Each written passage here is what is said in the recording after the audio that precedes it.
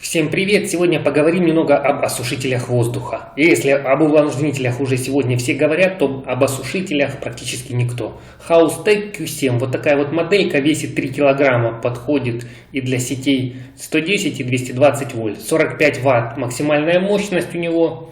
Вот такой вот еще в комплекте HEPA фильтр. То есть он может работать не просто как осушитель, но и как очиститель воздуха. Это, так скажем, 2 в 1.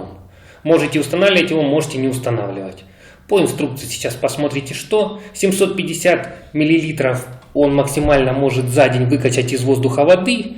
Бачок у него на 1 литр. Осушитель будет полезен тем, кто сделал только дома недавно ремонт, либо у кого очень влажно. Он поможет справиться с грибком, плесенью и со всем остальным. Реально выкачивает из воздуха очень много воды. Довольно-таки полезная штука в холодное время года. Также полезно, когда вы стираете, и чтобы развесить белье, если у вас нет балкона, либо на балконе очень влажно, поставил эту штуку прямо возле белья, возле сушилки, она работает и белье высохнет намного быстрее. В одном из прошлых обзоров мы с вами смотрели на таблетку Церезит, которая не требует включения в сеть, просто пластмасска, туда вставляешь таблетку и она действует примерно 2 недели. Ну, конечно, та таблетка по сравнению с этим аппаратом смех. Там нету ни обдува, ничего, таблетки очень дорогие, а здесь примерно за $75 один раз купил, и вроде как все нормально, все будет в порядке. Смотрите, как она выглядит. Вот у меня есть Xiaomi очиститель воздуха 2, вот так вот примерно штучка в 2 раза меньше. В верхней части находится вентилятор лопасти, он крутит, в середине компрессор, и вода стекает в нижнюю часть.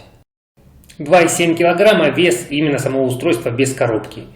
Вверху, как вы видите, 3 кнопки. Первая — это включение. По умолчанию один раз включил, включается только лишь вентилятор. То есть очищается воздух без его осушения. HEPA фильтр я не ставил, вот отверстие для него. Вы можете его вставить, потом непонятно где его купить. Даже на официальном сайте производителя фильтров больше нету. Ну, можно работать в холостую. Он будет пустым без фильтра. Просто гонять воздух и осушать его. Устройство имеет сразу же европейскую вилку.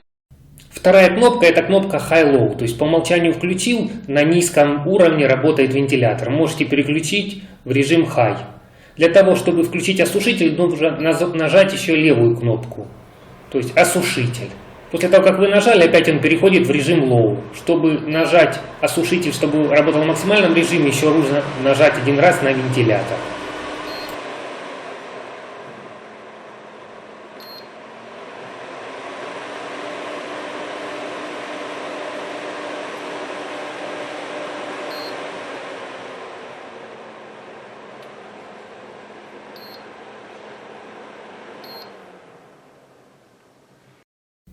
В режиме осушения, как вы видите, чтобы выключить устройство, нужно нажать питание 2 раза. Один раз выключается осушение, то есть просто гоняет, очищает воздух. И второй раз именно уже выключается питание, останавливается сам вентилятор.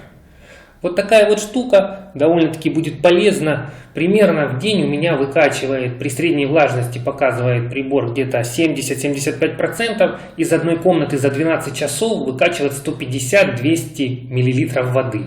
Это довольно-таки много, практически сразу перестали потеть окна. Ну, то есть, если реально после ремонта поработает где-то месяцок, наверное, то вся влага полностью выходит.